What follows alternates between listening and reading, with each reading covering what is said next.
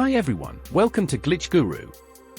In this video, we'll show you what to do if your iPhone is stuck in SOS Only mode. To start, open the Settings app on your iPhone. Next, enable the toggle next to Airplane mode. Wait for about 30 seconds, then turn the toggle off. After that, tap on Cellular. In this menu, select Cellular Data Options. Here, make sure the data roaming option is turned on. If the issue persists, power off your iPhone. Then, use a SIM ejector tool to remove the SIM card from your device. Reinsert the SIM card and power on your iPhone. If your iPhone still displays SOS Only, go back to the Settings app. Tap on General, then select About.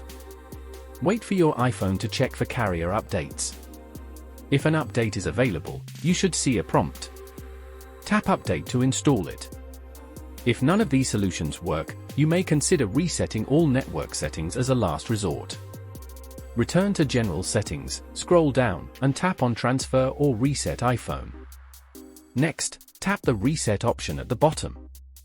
Then, select Reset Network Settings from the resulting menu and follow the on-screen prompts to complete the process. If you have any questions, feel free to ask in the comments below, and don't forget to subscribe.